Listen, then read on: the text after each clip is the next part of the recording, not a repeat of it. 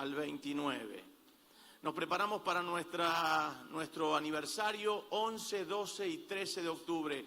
Ya les digo que tenemos reservado el Estudiantes de Caseros. Ya tenemos reservado, ya hemos dado nuestra primer cuota. Vamos a cerrar el domingo 13 allí en el Estudiantes de Buenos Aires de Caseros. Miles de personas nos vamos. ¿Cuántos van a estar ahí? Y les voy a contar algo. El Chicho Serna está encargado de hacer un partido de fútbol a beneficio. Van a ver, ¿no, Chicho? Van a ver unos cuantos ahí, creo que hasta, ¿ya puedo decirlo? Juanpi, no lo digo todavía. ¿Lo digo o no lo digo, el de Walter? ¿Lo digo o no? Dicen que hasta Walter Hervitis va a estar también. ¿Qué le parece? Muchos y todo, la entrada va a ser un alimento no perecedero. Si no llevas nada vas a entrar igual. Pero la idea es llevar un alimento, una latita de tomate, lo que sea, para poder ayudar al norte argentino en estos tiempos tan difíciles. Ayudar a Salta con alimentos y ayudar a Córdoba con alimentos. Así que la vamos a pasar bárbaro y ahí va a estar el Chicho Serna con un equipo de profesionales y después vamos a firmar balones de fútbol. Los vamos a regalar, los van a tirar a la tribuna, van a haber camisetas que también se van a dar, así que va a estar bueno. Haga correr la voz. Agradecemos a Lalo, el de la 343 y 328, vamos a llenar las lunetas de todos los colectivos con nuestro aniversario, Fortaleciendo la Familia se llama, Fortaleciendo la Familia. Así que va a ser tremendo. Este año nos habilitaron ocupar la mitad del campo de fútbol para poder poner sillas, así que declaramos que eso va a estar repleto abajo en las tribunas como el año pasado, así que es una bendición de Dios. ¿Cuántos pueden aplaudir a Jesucristo por esta hermosa noche? Bien, Hechos capítulo 9, versículo 26 al 29, quiero hablarles esta palabra que Dios puso en mi corazón. Hechos 9, 26 al 29. Al mensaje le llamé un encuentro con Jesús. Dice así la palabra del Señor. Cuando llegó a Jerusalén, Pablo trataba de juntarse con los discípulos, pero todos le tenían miedo, no creyendo que fuese discípulo. Entonces Bernabé, tomándole, lo trajo a los apóstoles y les contó cómo Saulo había visto en el camino al Señor, el cual le había hablado, y cómo en Damasco había hablado valerosamente en el nombre de Jesús.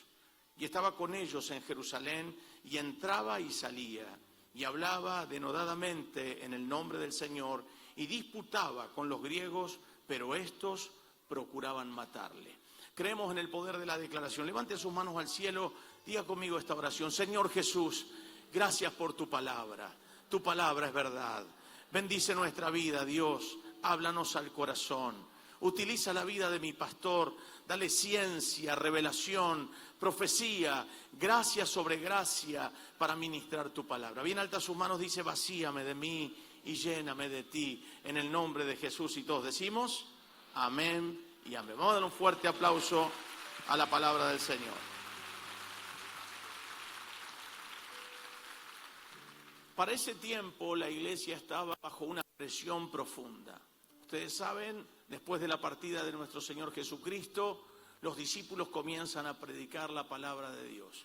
Pero también la presión que se generaba desde la parte religiosa, apoyada por la parte política de aquel tiempo.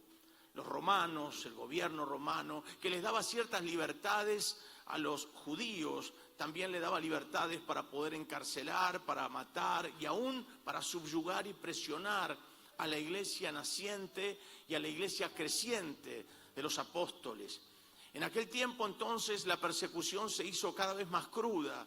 Iban matando creyentes, encarcelándolos, familias enteras subyugadas, y trataban de atemorizarlos de tal manera que aquella presión que se había generado en aquel tiempo fue para bendición. Por favor, diga conmigo: toda presión generará bendición. Esa presión, ¿por qué generó bendición? Porque la iglesia comienza a huir, se iban a las ciudades aledañas, se mudaban, exiliaban, pero donde iban no podían callar lo que estaba dentro, porque nosotros somos un mensaje vivo. Dentro nuestro está el mensaje del Evangelio, está Jesucristo, y como digo siempre, y como repetimos en la palabra, de la abundancia del corazón habla la boca. ¿Cuánto hay de Dios en ti? Se mostrará por lo que dices, por lo que hablas. Si muchas veces nosotros hablamos otros temas, es porque hay más de esos temas dentro nuestro de lo que puede haber de Jesús. Y ahí entonces nos damos cuenta de que aquel gran refrán popular que nos habla, ¿no? Muchas veces, dime con quién andas, te diré quién eres, de la abundancia del corazón, dice la Escritura, abra la boca. Y nos juntamos mayormente con las personas que nos sentimos como identificados. Así que Pablo se juntaba con los perseguidores. Pablo, Saulo, era el perseguidor por excelencia, era aquel que estuvo en la muerte de Esteban, el primer mártir de la iglesia primitiva. Y allí entonces quiero hablar, ¿quién era Pablo? Porque nosotros hablamos de las cartas de Pablo, decimos de que fue el apóstol más grande que hubo, que fue el hombre más criterioso, que hablamos tanto de San Pablo y decimos que empezó siendo el más pequeño, pero luego fue el más grande de todos. Pero la verdad, vemos de ese Pablo, el Pablo con la obra concluida, terminada, aunque él dice, no pretendo yo haberlo alcanzado, sino prosigo a la meta. Vemos el proceso de un Pablo y vemos la meta de un hombre que Dios transformó para llevar su nombre ante reyes y gobernantes. Pero ¿quién era ese Pablo al principio? ¿Quién era ese Saulo? Saulo significa el que fue pedido por Dios. Muchos de los que estamos aquí fuimos perseguidores con nuestras palabras. Nos burlábamos del Evangelio, nos reíamos de las cosas de Dios. Nos poníamos desde la vereda de enfrente y hasta cuestionábamos la fe. Pero más allá de cuestionar la fe, había un respeto. Alguien dice que entró una vez a la iglesia y dice, ¿qué te pareció esta gente? La verdad que son muy buenas personas, se los ve muy linda gente, un poco raros, pero buena gente al final. Lo cierto es que nosotros podemos estar quizás de una vereda o de otra, pero nunca se puede quebrar esa barrera del respeto. Y Pablo era de aquellos que había quebrado la barrera del respeto, comenzó a perseguir, como les dije, a la iglesia. Se hizo un fanático, era un fanático fariseo, religioso, preparado, sin escrúpulos, y permítame decir que Saulo también fue un hombre cruel. Fue cruel. Yo soy de aquellas personas que veo llorar a alguien y me pongo a llorar con ella o con él. ¿Le pasa a alguno de ustedes? Usted ve que está llorando y usted se pone a llorar con ella o con él. Porque te toca las fibras más íntimas. Y hay otras personas que no lloran. No lloran por nada del mundo. Pablo parecía que no lloraba, que no se movilizaba absolutamente por nada, que no le importaba de las familias que metían presos, que los tenían que hacer exiliar. Ahora, ¿no ve una similitud de los tiempos aquellos, una similitud asombrosa a los tiempos que hoy vivimos? Cuando se nota tanto una grieta que si pensás de una manera distinta a mí, sos mi enemigo. Una persecución que no es solamente ideológica, de ideas, de pensamientos.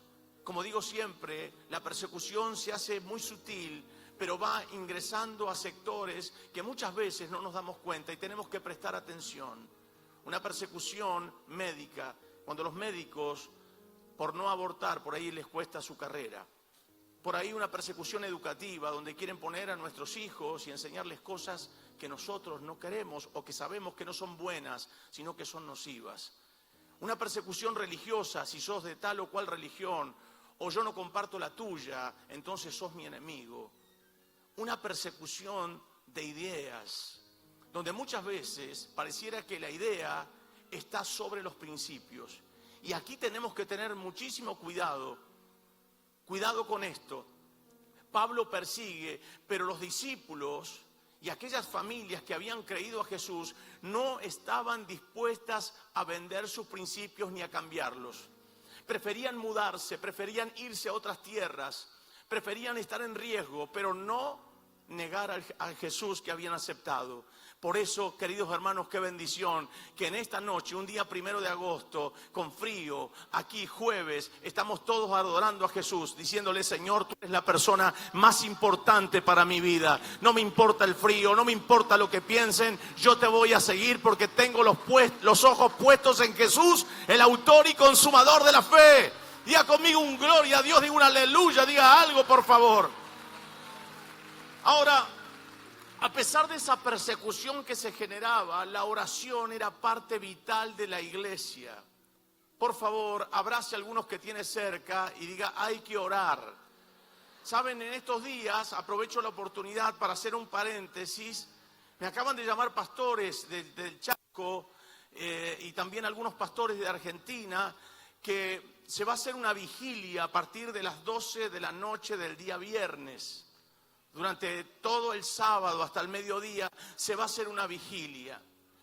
Qué tremendo, ¿no? Desde las 12 de la noche va a haber iglesias orando en diferentes partes, porque entendemos que la oración es parte vital de la iglesia. ¿Se acuerdan? Pedro fue encarcelado, pero la iglesia oraba sin cesar. ¿Y qué pasó con las puertas de la cárcel? Se abrieron. Las cadenas, ¿qué pasó? Se cayeron. No dejes de orar en tiempos de dificultad.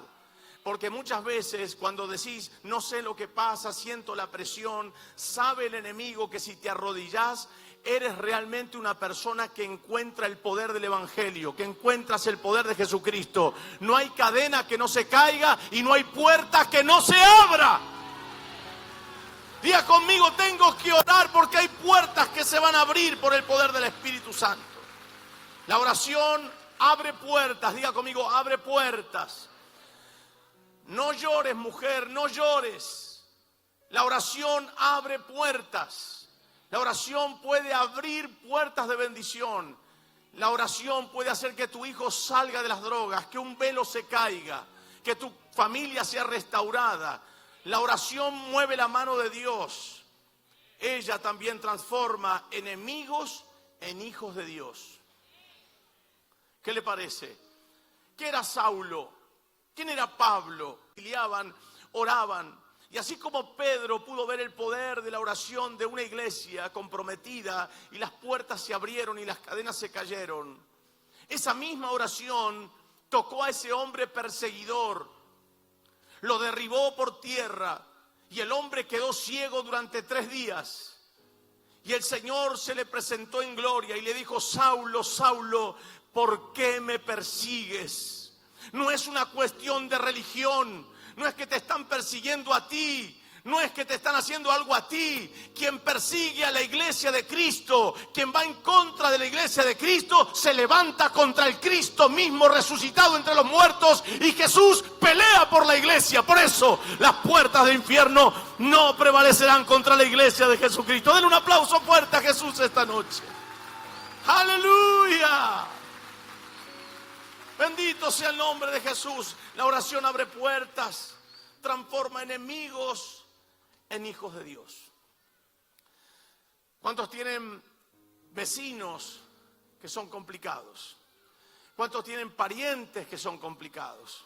Wow, algunos levantan más las manos por los parientes que por los vecinos. ¿Cuántos tienen suegras bendecidas como la mía? Aleluya. Gloria a Dios, mi suegra es un amor. Mire, no se queje de la suegra porque su esposa será igual que su suegra. No sé si dije algo bueno o malo, pero yo sé que es bueno. Gloria a Dios. ¿Vio que ahora salió ¿cómo es esa aplicación que te sacan una foto y te aparece todo arrugado, como 40 años más? Les voy a contar algo. Los otros días me envía a René González una foto. Me dice, mira amigo, ¿cómo vas a estar cuando tengas, 30, 40 años más? Y me manda la foto. Y cuando yo me vi, dije, prefiero partir antes de estar así. Estaba arrugado, feo, horrible. Pero vivo, dice. Bueno, pero si parto voy a estar vivo, porque Dios no es Dios de muertos, Dios es Dios de vivos. Así que le digo, che, René González, ¿vos me amás a mí? Me dice, claro, ahora te voy a mandar una foto mía. Y para mí que la de él le bajó 15 años más. A mí me arruinó, pero la de él se veía un viejito, dentro de todo, bien pintón. A mí me arruinó. Ahora, no sé por qué dije todo esto. El Señor siempre transforma y la unción hermosea el rostro. La oración transforma perseguidores en seguidores, dijimos. Ella también nos acerca a Dios y a su voluntad. ¿Quieres saber lo que Dios piensa sobre aquel asunto que te preocupa? Vamos a Él en oración. Oremos a Dios y Dios seguramente te va a mostrar su perfecta voluntad. La oración transforma nuestra aflicción en paz. Enemigos en discípulos, perseguidores en discípulos. Y es lo que hace con Pablo. Cuando dice, ¿quién eres? Yo soy Jesús, a quien tú persigues. Dura cosa te dar cosas contra el aguijón. Y ahí le manda una orden el Señor. Entra a la ciudad, a una calle llamada Derecha, y se te dirá lo que debes hacer. Aquel que estaba acostumbrado a dirigir a otros, ahora está siendo dirigido por el Señor Jesucristo. Quien te hace la contra a ti, se la está haciendo a Dios. Cuando muchas veces sentís presión, cuando muchas veces te son injustos, el Señor pelea por su pueblo, Él nunca nos abandona. Por eso no estás sola, no estás solo, Jesús está a tu lado y estará siempre, siempre, no te dejará ni te desamparará. Por eso quiero que abraces a alguien que tenés cerca, quizás está sufriendo, quizás está pasando algo con la familia y le digas eso, Jesús no te deja, no te desampara. Jesús te está asombrando en este tiempo, Él está abogando por tu causa. Pablo tiene que caer por tierra para humillarse. Pablo tiene que entender que hay algo que el Señor va a hacer y por supuesto sumamente importante, que esa visión que él tenía que darse cuenta que a quien estaba persiguiendo era el Cristo mismo y ahora se iba a transformar en un gran predicador. Versículo 3 del capítulo 9 dice, mas yendo por el camino, aconteció que al llegar cerca de Damasco, repentinamente le rodeó un resplandor de luz del cielo, y cayendo en tierra, oyó una voz que le decía, Saulo, Saulo, ¿por qué me persigues?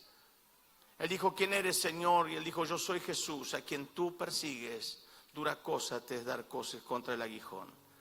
Él temblando y temeroso dijo, Señor, ¿qué quieres que yo haga? Y el Señor le dijo, levántate y entra en la ciudad y se te dirá lo que debes hacer. Donde estuvo, versículo 9, 3 días sin ver y no comió ni bebió. 3 días estuvo el hombre. Se te dirá lo que debes hacer. Levántate y entra a la ciudad. Queridos hermanos, muchos de los que estamos acá sabemos que el Señor, aunque no lo vemos, Él está trabajando, Él está moviendo piezas. Él está haciendo cosas extraordinarias. Allí había un hombre llamado Ananías que hasta tenía miedo de ir a orar por Pablo, porque sabía que su fama había atemorizado a muchos. Sin embargo, Dios está moviendo hilos, Dios está moviendo personas, cada persona es una puerta, y Dios lo hace de manera extraordinaria. Lo que está por hacer con Pablo, no solamente que él conozca que a quien perseguía no eran familias, que se les había ocurrido algo de predicar de alguien, sino a quien estaba persiguiendo en realidad, como dije antes, era a Dios mismo, a Jesús mismo. Y en ese momento tiene que darse cuenta que en esa conversión genuina tiene que cambiar de rumbo.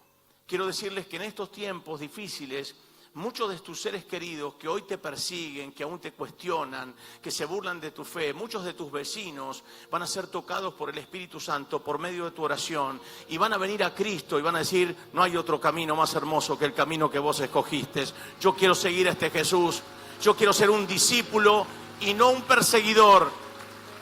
¿Cuántos dicen amén?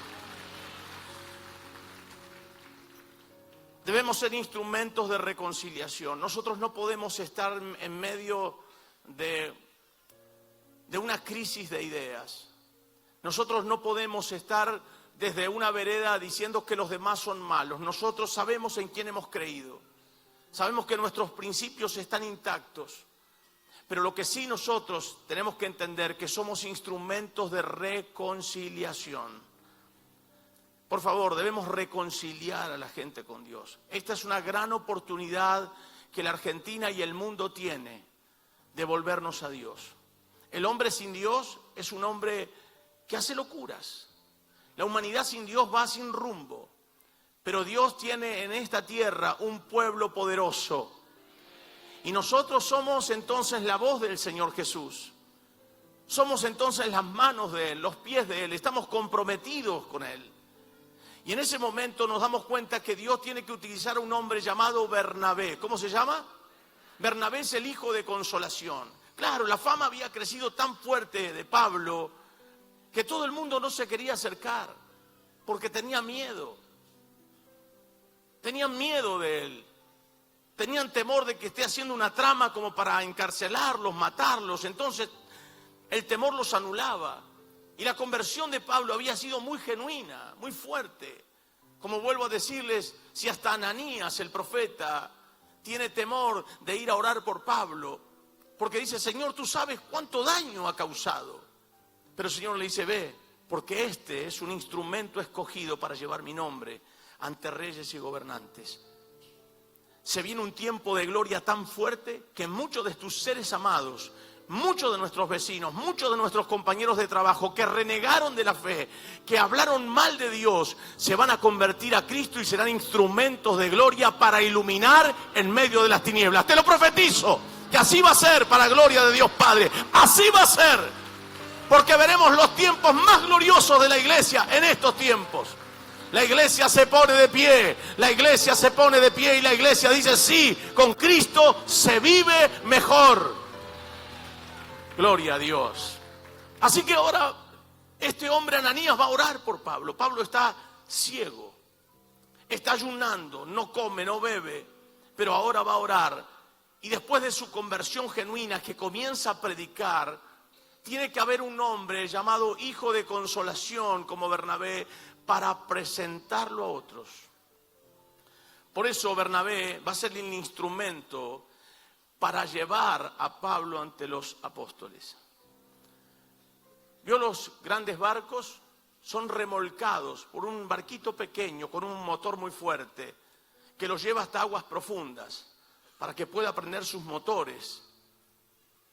Así que Bernabé era eso, estaba remolcando a un transatlántico aguas profundas, pero lo tenía que presentar, tenía que jugarse, él tenía un testimonio intachable. Como muchos de ustedes que están aquí, testimonios intachables, testimonios que muestran a Jesús en tu trabajo, en la escuela, en la facultad, en tu negocio. Testimonios que dicen que sos un cristiano no de palabras, sino de hechos. Por eso San Martín está siendo sacudida por el poder de Dios. Por eso 3 de febrero está siendo sacudido por el poder de Dios. Por eso tu barrio está siendo sacudido por el poder de Dios. Porque dentro tuyo está el poder del Evangelio, está el poder de Jesucristo. Y hay un testimonio que te respalda, porque la luz no se puede disipar dentro nuestro cuando hay un testimonio intachable. Donde vas sos luz, donde entras hay algo que cambia. Él pone, Bernabé, su reputación ante los discípulos a presentar a Pablo. ¿Te pasó alguna vez de recomendar a alguien y que te dejen para la mona? ¿A cuántos les ha pasado esa experiencia? A ver, levánteme la mano. Usted le da la tarjetita y dice, anda de parte mía. Llega y dice, te mandó fulano de tal, el pastor Alberto Rey. Sí. Según le dan trabajo, a los 2 días ya no va más. Y lo peor, a mí me ha pasado muchas veces. Pastor, ¿usted no tiene alguien que me pueda recomendar? Sí, anda, hablo con uno y los conecto y de buenas a primera. Digo, ¿y cómo va el hermano? No, trabajó 2 o 3 días y se fue. Y a mí me da una vergüenza porque por dentro digo, ¿para qué me meto yo a recomendar a este? Y por ahí, por el malo, paga el bueno. Hay que tener agallas para recomendar. ¿Cuántos han recomendado a mucha gente y les han hecho quedar mal? A ver, levánteme la mano. Bien alta la mano. Es importante que su mano se levante. Bien. ¿Cuántos han dejado de recomendar gente? Levánteme la mano. Son más. Y seguramente ha dejado de recomendar gente porque su reputación está en riesgo. Porque su testimonio muchas veces queda mal. Porque después tenés que bajar la cabeza cuando te encontrás con esa persona. Y es muy triste. Pero los cristianos de San Martín son muy buenos. Los de Manantial de Bendiciones son fieles. Bueno, media iglesia dijo amén, los otros no sé dónde están. Bernabé se la juega. Nota que Pablo se había convertido de verdad. Se da cuenta que la conversión es genuina. Era un perseguidor, había matado cristianos, había metido gente en la cárcel. Pero la conversión fue tan notable para Bernabé y todo lo que había predicado Pablo en ese tiempo, que lo que va a hacer es, sin importarle nada, absolutamente nada, pone su reputación en riesgo y va a los discípulos para presentarles a Pablo. Versículo 26 del capítulo 9, cuando llegó a Jerusalén, trataba Pablo de juntarse con los discípulos, pero todos les tenían miedo, no creyendo que fuese discípulo. Y allí es donde Bernabé pone su reputación en juego. Entonces Bernabé, tomándole, lo trajo a los apóstoles y les contó cómo Saulo había visto en el camino al Señor, el cual le había hablado, y cómo en Damasco había hablado valerosamente en el nombre de Jesús, y estaba con ellos en Jerusalén. En otras palabras, entonces, Bernabé no le importa absolutamente nada, se queda. Mire, cuando una persona se convierte, se ve en los ojos y se nota en los hechos. ¿Me escuchó? Usted quiere saber si está convertido o no el que está al lado suyo, solamente mire sus hechos. El que robaba no roba más. El que mentía no anda mintiendo más. Tiene un cambio rotundo de vida y se deja ver. Y eso es lo que le pasó a Pablo. ¿Usted se cree que Bernabé, antes de poner su nombre, su reputación en juego, no había observado a Pablo? En ese momento, entonces, los discípulos lo aceptan porque hay alguien de buen testimonio que lo va a recomendar. Vienen tiempos donde Dios te pondrá transatlánticos para que tú remolques aguas profundas. Viene el tiempo donde vos serás una carta abierta para que muchos vean que tu conversión no ha sido de palabras, sino de hechos, para gloria de Dios Padre. Y se va a ver a Jesús. Cuando abras tus ojos, Él se asomará por tus ojos para ver a la gente. ¿Cuántos dicen gloria a Jesucristo? Ese Pablo, que ahora, como dije anteriormente, se transforma de perseguidor en seguidor de Jesús. Ella nos va a entender, el Espíritu Santo nos da a entender que este hombre, ahora el cambio no solamente es visible para Bernabé, sino para todas las personas, aunque habían muchos que todavía les costaba creer.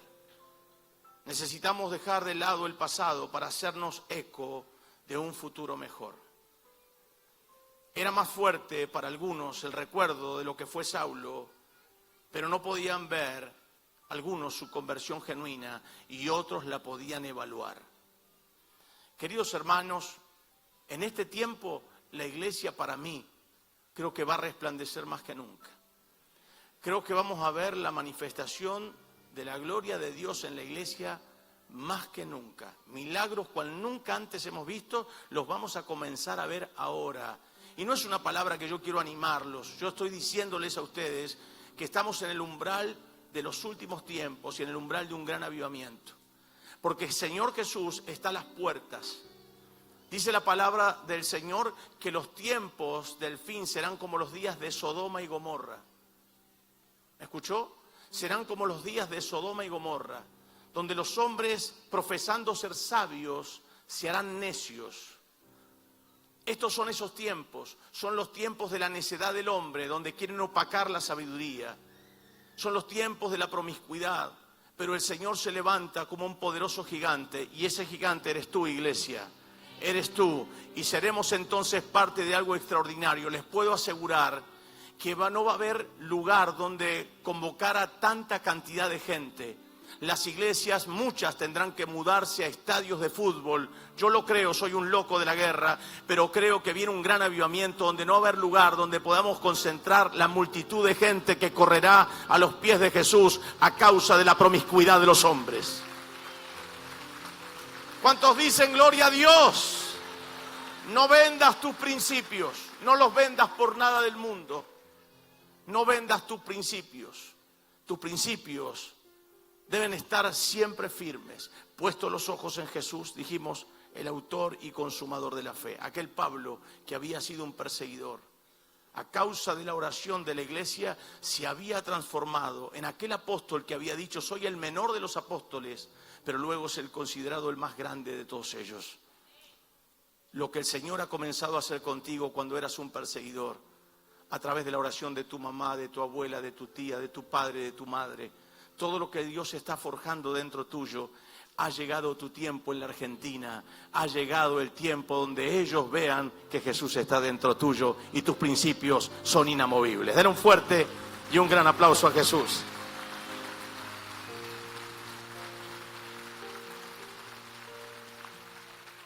Yo soy un convencido que en estos tiempos nuestros hijos estarán llenos del Espíritu Santo. Hemos orado por niños muy pequeñitos que han recibido la llenura del Espíritu Santo. Cuando vayan a los colegios, nuestros hijos serán la voz de Dios. ¿Me escuchó? Ore por sus hijos. Levante el altar familiar. Lo que Jesús hizo contigo tiene que continuar en la vida de los tuyos. Tiene que proseguir, tiene que continuar. Porque recuerde lo que dije la vez pasada. El propósito es mucho más importante que aún nuestras propias vidas. ¿Me escuchó? Jesús es la meta, Jesús es nuestro propósito. Él es más importante que todas nuestras vidas.